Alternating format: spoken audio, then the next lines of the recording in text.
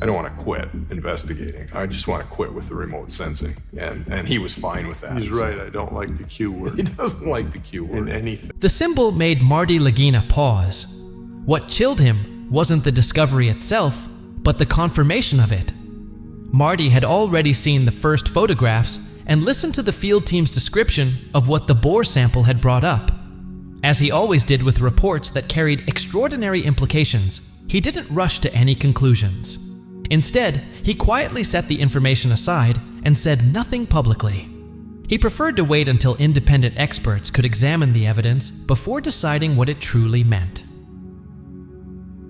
The independent analysis came from a medieval historian at Dalhousie University, someone with no connection to Oak Island, no ties to treasure hunting, and no professional motivation to favor any particular outcome. Marty had deliberately chosen someone like that, a specialist with the least reason to want the symbol to be what the field team suspected. The historian's report arrived on a Tuesday morning. It was 4 pages long, single-spaced, and filled with citations. Marty read it carefully once. Then he closed his laptop and sat silently for a long time, absorbing what he had just read. The symbol carved into the stone recovered from 90 feet beneath Oak Island's Money Pit area, the stone pulled up intact from a sealed geological context, was consistent with Templar iconography dating between 1150 and 1307 AD. Not loosely similar, specifically consistent. The historian had identified 3 matching examples preserved in European archives.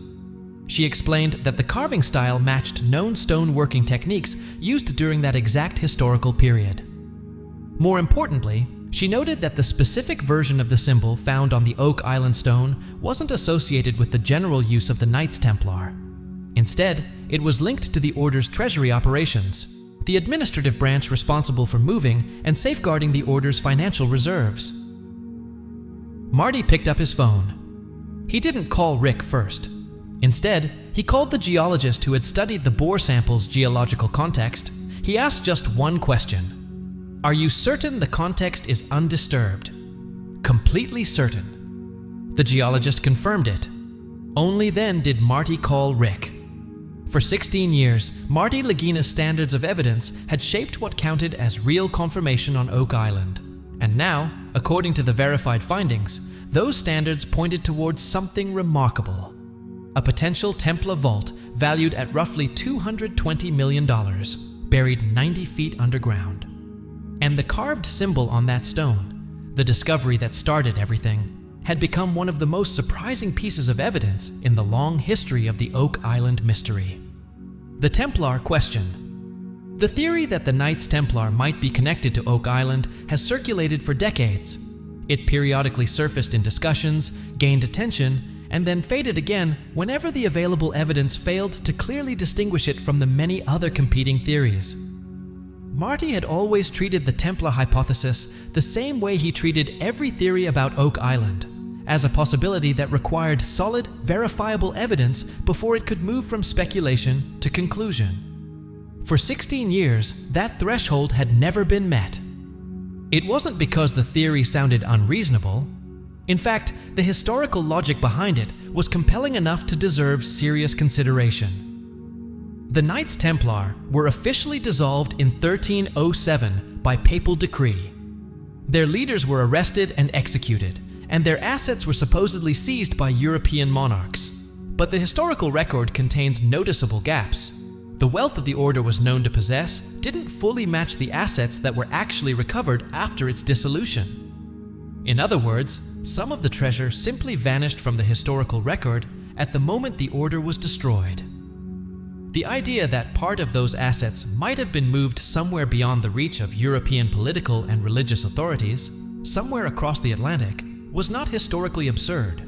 The Templars had ships, they had sophisticated financial networks, and in the years leading up to their destruction, they likely understood that their position was becoming increasingly dangerous. Protecting their wealth from seizure would have been a logical and urgent priority.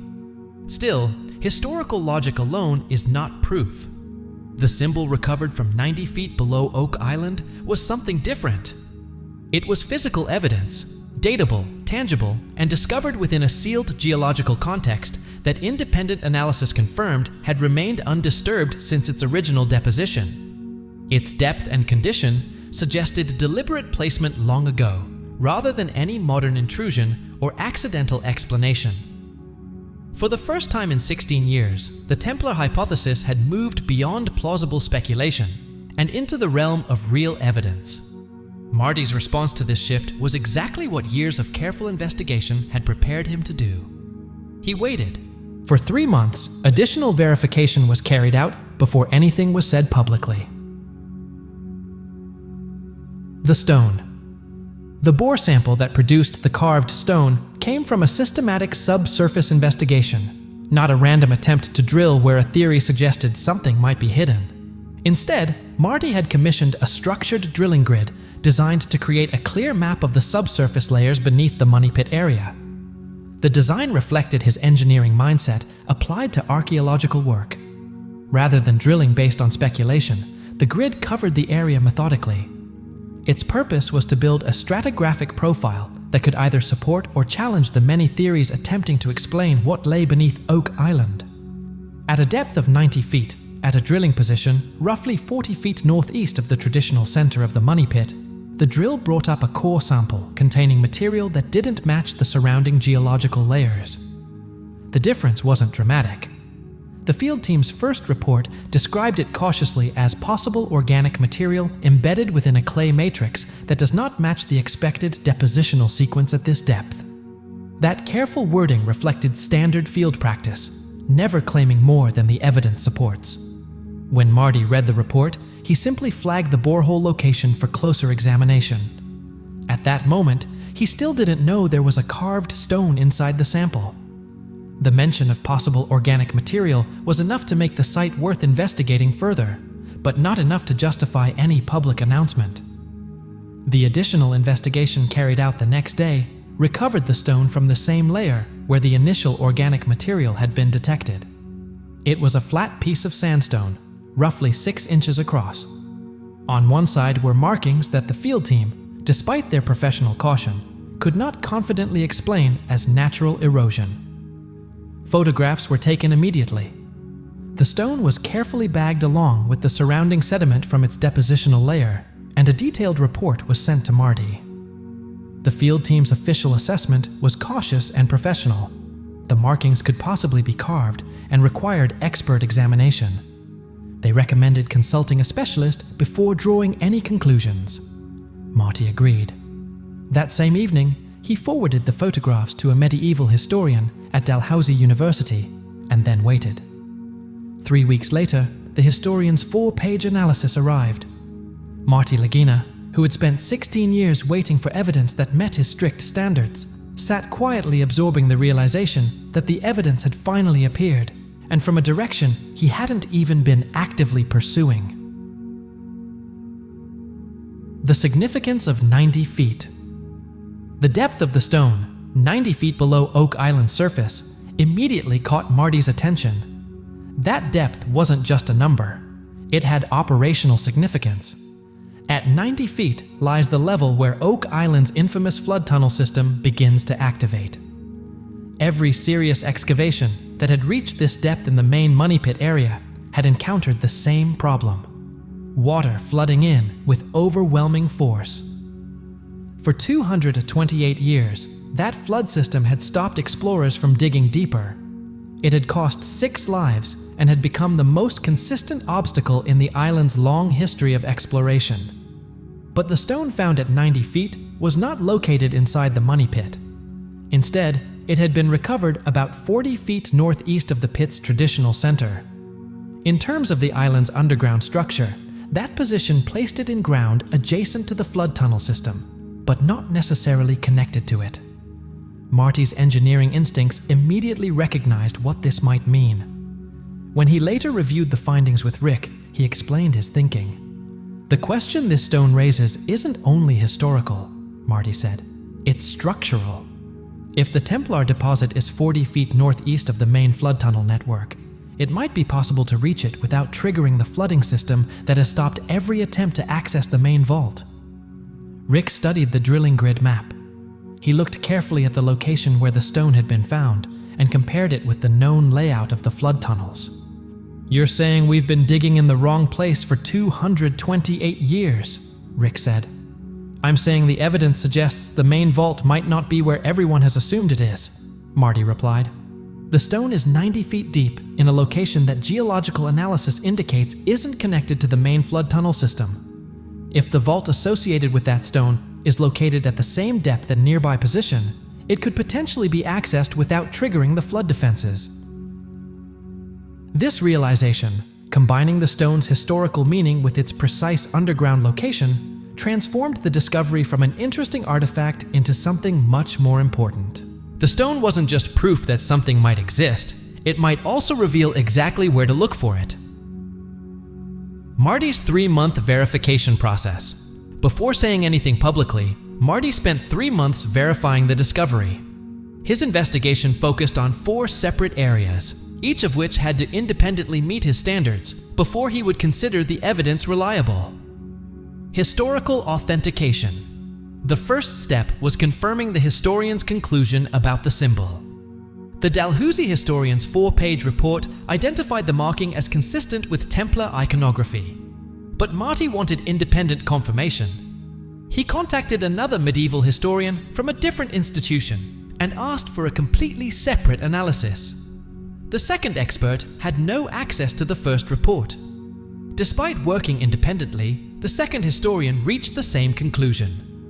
2 specialists, working without influence from one another, had identified the symbol in exactly the same way. The first verification was confirmed. Geological context. Next came the question of whether the stone had truly remained undisturbed for centuries. The geologist who examined the bore sample had already suggested that the surrounding sediment showed no signs of disturbance. But Marty wanted deeper analysis.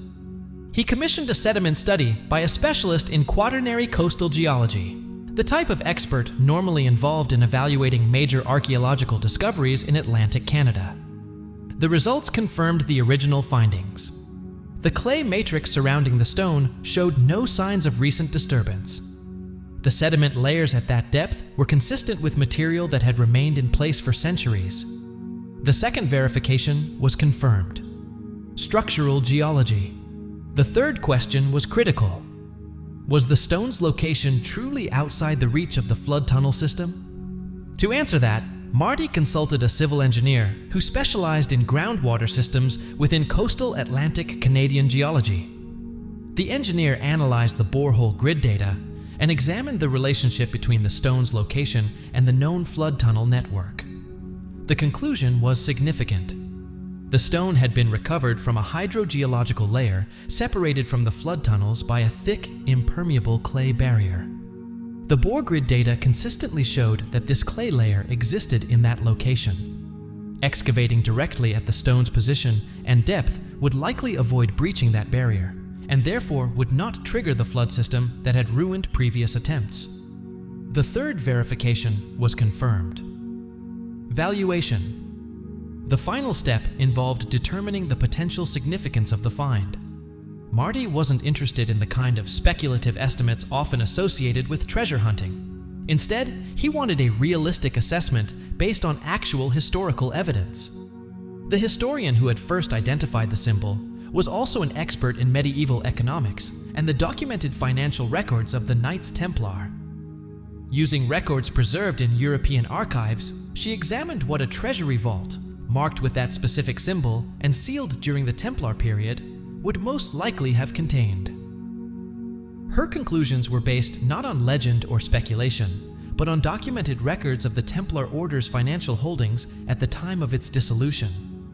The historian's valuation was careful and conservative, based strictly on documented historical records rather than speculation. After reviewing the financial history of the Knights Templar and the known value of their holdings, she estimated that a treasury deposit from that period could be worth between $190 million and $240 million at current precious metal prices. Marty chose the midpoint of that estimate, $220 million. By that stage, 4 separate layers of verification had been completed. Each one had been independently confirmed, and together they created a body of evidence that met every standard Marty Lagina had applied to Oak Island claims over 16 years of investigation. Only then did he allow himself to acknowledge what the evidence suggested: the historical logic behind the Templar theory. Now strengthened by physical evidence, the historical argument for a Templar connection to Oak Island finally deserved serious consideration. At the height of their power, the Knights Templar were not just a military order, they were the most advanced financial organization in the medieval world. In many ways, they created the earliest form of modern banking. They introduced systems similar to letters of credit, allowing pilgrims traveling to the Holy Land to deposit valuables in one location and withdraw the equivalent value elsewhere. This meant travelers didn't need to carry large amounts of wealth across dangerous territories.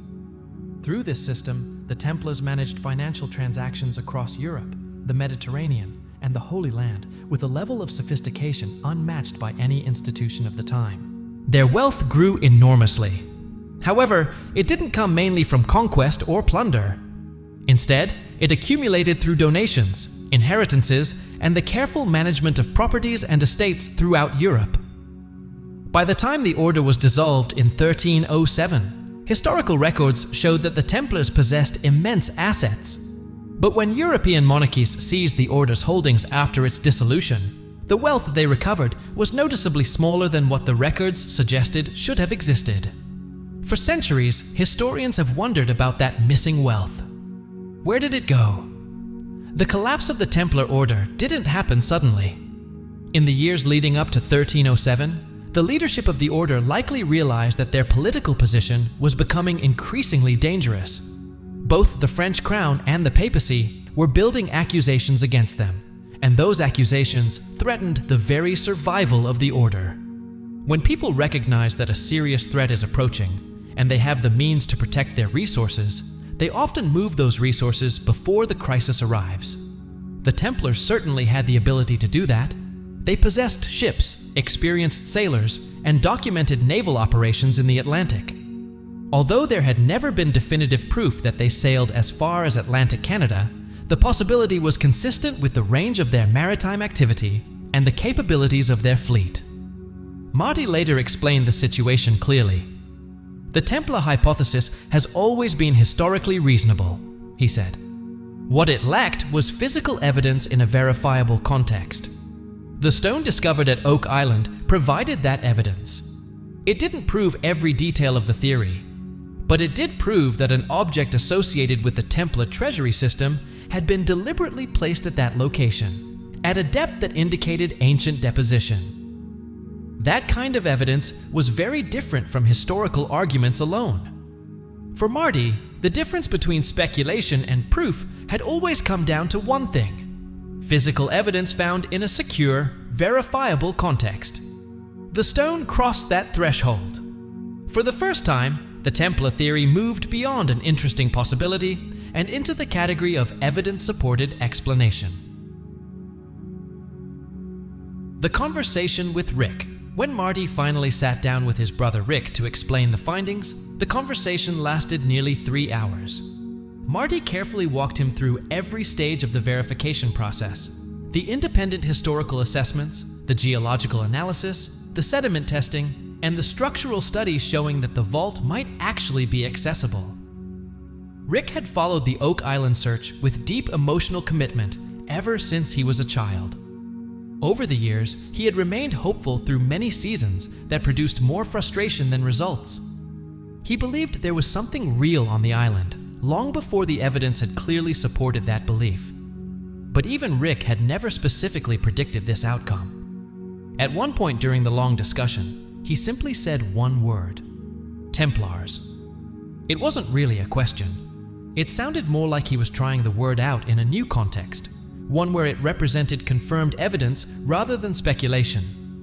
The symbol is very specific, Marty explained. The historian's identification is specific, and the geological context is undisturbed. This isn't interpreting vague evidence, he continued. This is a datable object with a clear iconographic meaning found in a sealed ancient layer. Rick sat quietly for a moment before asking another question. How many people know about this? Marty listed them. The field team, the 2 historians, the geologist, the sediment specialist, the civil engineer, and now you. Rick then asked the obvious question, when do you confirm it publicly? Marty's answer reflected the discipline that had guided his work for 16 years. When I'm confident that every part of the claim can withstand scrutiny from the most skeptical person who hears it, he said. And that means the archaeological access phase has to be underway before we say anything. A stone is evidence, Marty added, but a vault is confirmation. I want both before I speak. That decision showed the same patience and discipline that had defined Marty's entire approach to Oak Island. Even though the stone alone provided strong evidence, he wanted to complete the proof by actually reaching the vault it pointed toward. Planning access to the vault. The structural geology analysis had revealed something important. There appeared to be a path to the vault that avoided the flood tunnel defense system. The key to that path was the thick, impermeable clay layer separating the vault's location from the network of flood tunnels. Any excavation that remained above this clay barrier and approached the vault from the correct geological side would avoid triggering the flood system that had stopped every previous attempt. Designing that approach required extreme precision. Traditional excavation methods wouldn't be accurate enough. However, the borehole grid data had mapped the shape and position of the clay barrier in enough detail to plan a precise route. Reaching the vault would require directional drilling technology, the ability to move not only vertically, but also horizontally underground. By approaching the target from a carefully chosen surface position, the drilling path could stay entirely within the protected geological layer, avoiding the flood tunnels while still reaching the depth where the vault was believed to be located. It was a technically complex solution, but it was exactly the kind of engineering challenge Marty had spent 16 years preparing for. Marty had been working toward this level of technical capability for years. The borehole grid provided the essential data foundation. The geological studies offered the engineering understanding, and the access operation itself was the practical application of everything the investigation had built over time. The excavation phase lasted 19 days. It wasn't 19 days of non-stop digging, but 19 days of carefully staged progress. Every step was monitored and documented with the same discipline Marty had applied to every major stage of the Oak Island investigation. The clay barrier held exactly as the geological models predicted. The flood tunnel system never activated. Throughout the entire process, the access path remained within the protected geological layer. On the 19th day, the drilling finally reached the precise depth and horizontal position where the vault was expected. And it was there. The structure was intact and sealed, preserved in the same condition, suggested by the stone's remarkable state of preservation. The environment inside appeared to have remained dry and oxygen-poor, an anaerobic space that had protected the vault and its contents for centuries. Not just centuries, 700 years. The Templar vault had been resting beneath Oak Island for approximately 7 centuries. It had been placed there long before Europeans officially settled Nova Scotia, before the island had a name in any European language, and long before the chain of events that would eventually make Oak Island famous had even begun. Marty stood quietly at the access point for a moment. It wasn't part of any formal procedure. It was simply a moment to absorb what had just been achieved. After 19 days of precise work, they had finally reached the place the evidence had been pointing toward. Then Marty began the documentation process. Assessing the vault. Evaluating the contents of the vault took 6 weeks. The delay wasn't caused by difficulty in counting or cataloging the objects. Instead, it came from the careful historical verification required to determine their provenance. Establishing the historical chain linking the items in the vault to known Templar holdings required extensive archival research and comparison with documented medieval records. This type of work couldn't be rushed. The historian who had originally identified the symbol on the stone led the provenance analysis. Her expertise in medieval economics and the financial records of the Knights Templar provided the framework needed to interpret the vault's contents. She compared the objects found inside with detailed descriptions preserved in Templar treasury documents. According to her assessment, the similarities between those records and the items in the vault were too consistent to dismiss as coincidence. The vault contained gold coins whose minting characteristics matched those produced during the late 13th and early 14th centuries, the exact period when the Templar treasury was active. There were also silver objects resembling ecclesiastical metalwork recorded in Templar donation and acquisition records. Even more remarkable were several artifacts whose symbolic features matched descriptions of specific Templar treasury items whose locations had been unknown since the dissolution of the order in 1307, objects that had been missing for 700 years. When the precious metals were weighed and evaluated using current gold and silver prices, the total value came to approximately $218 million. 3 of the recovered artifacts held unique historical significance connected directly to the Templar treasury. Because their cultural and institutional value was difficult to measure purely in financial terms, Marty chose to assign a conservative estimate of $2 million to them, while noting that their true importance likely extended far beyond monetary value. Together, the vault's contents were conservatively valued at $220 million. The figure was supported by 6 weeks of detailed assessments from independent specialists. When Marty finally confirmed the number, he did so with the calm certainty that came from 16 years of building toward this exact standard of evidence: the meaning of 700 years. The age of the Templar vault, 700 years, changes the history of Oak Island in a profound way. For more than 2 centuries, the story of Oak Island had revolved around the discovery of the money pit in 1795. According to the traditional account, 3 teenagers discovered a strange depression in the ground and began digging. They soon found wooden platforms buried beneath the soil, triggering a search that has continued ever since. Every theory about Oak Island had been built around that starting point.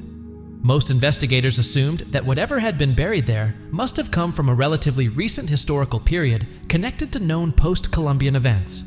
But the Templar vault tells a different story. It predates European knowledge of the Western Hemisphere.